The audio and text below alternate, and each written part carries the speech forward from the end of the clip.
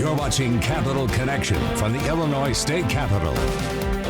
Welcome back. We're now going to continue our discussion on the tariffs that were put in place on countries across the world by the Trump administration today. Joining us now, it's Shane Gray, a member of the board of directors for the Illinois Corn Growers Association and a farmer here in Waverly, Illinois. Thank you so much for joining us today. Thank you, Cole. I appreciate you having me on. I wanted to get the farmer's perspective on this because that's going to be one of the biggest impacts we see by this new trade policy from the United States. And just the tariffs, the numbers and everything, we didn't know about exactly what that was going to look like until Wednesday when they were officially announced.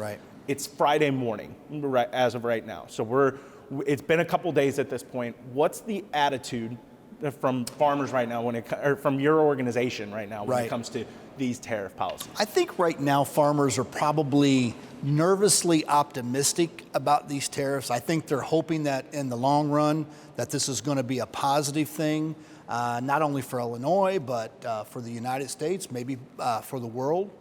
But I think we do understand that the farm economy and the ag sector right now it's hurting. And you know, one of the last things that we need is another item that's going to make that more difficult for farmers today. And the way that this could potentially make it difficult for farmers right now, the way I understand it, is these tariffs right now that were put in place wouldn't necessarily have too big of an impact on the prices you're able to sell crops at, but it's the fear of retaliatory tariffs. Very much so. And like I said, it's Friday morning. We just learned Friday morning that China itself is putting the exact same tariff rate on U.S. exports to the country. So that we're already seeing that happen. Yes, and for the farmer, not just in Illinois, but the farmer across the country, all of this is kind of a double-edged sword. You know, the farmer already is getting less for the product that he's producing, less for his commodity. I believe the University of Illinois says that the break-even point for a bushel of corn right now is maybe $4.60, where a break-even point for a bushel of soybeans would be $11.05. Well, our commodity prices right now are well under the break-even point.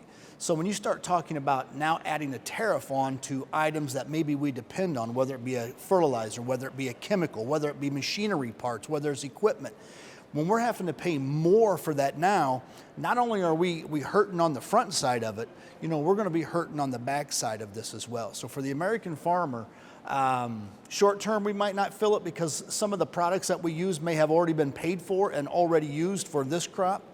But down the road into the fall, summer months, this could be a real problem. And you know, you talk to several guys, not all farmers, but there are several farmers out there who are at least, you know, maybe one bad crop, one poor crop away from bankruptcy. And that's what we're trying to absolutely prevent. And there's already so much uncertainty you have to plan for as a farmer in this way. And the prices being down when you go to market, how 6 months, I don't know the exact timetable there, but when you go to market to sell these crops, that's where I assume that's where we would first see this potential impact. Like you said, the supplies for this crop that's about to be planted or is being planted right now, that's been settled. But that back end right now is where we're going to see that first impact, and then once you start planning ahead to next year, we could start seeing very much so. And you know, like a farmer today in the economic environment that we're living in, the only way that we can really beat this is to out-yield it, to produce more. If it's not going to be worth much, let's produce more of it. Therefore, we can cover our costs and maybe make a little bit of money. But because of these tariffs, and you know what basically does, it eliminates some of the markets that we have to move our product. If we have more of it now because we're trying to overcome you know, the hardships that we're dealing with, if we have more of it and less markets now because of tariffs or less excitement by foreign markets to buy our product, now we just have more of something sitting around, which makes it worth even less. So, you know, the American farmer, they want markets. They want to be able to move their products by selling it in an open market, in a free trade market, not be dependent on government. The last thing the American farmer wants is an ad hoc program, especially at a time when we have a Department of Government Efficiency who's doing everything that it can to make people less dependent on government. Don't take the American farmer and use the people who feed America to become dependent more on the government in order to survive. When we're talking about the products that American farmers, Illinois farmers in particular, Right. are growing, those corn and soybean products, there's obviously the other crops, but those are the two big players. What kind of competition are those farmers facing on the global market from other countries producing that? Because that's the big part here. If American products have these tariffs slapped on them, other countries aren't going to have those increases in prices. Right. Is there a real big competitor in those two big crops that could slide in and other countries or other buyers are going to go to? South American markets, Asian markets right now are big competitors of ours, and we want to maintain those markets. So at any point in time when you lose access to those markets because of something that we've done to ourselves, there's no guarantee that those markets are going to come back. One of the concerns that I have with these tariffs is the relationships that we've established over years with these countries to move our products and the trust that they have in us. What does it really do to that? Whether we negotiate a new deal, whether these tariffs lead to a tariff war, to me, I just feel like in some way it's going to damage our relationship. And the last thing we want another country doing or another market doing is going elsewhere to find a product that we provide for them right now. And we don't want to give that up, especially because of something that we've done. There have already been plenty of questions. I'm not the only one asking about the impact this could have on the agriculture sector in its entirety. And we've heard from federal government officials where they say, if we start to see those negative impacts, that's where we could potentially see the government step in, subsidies, try to keep things going. Right.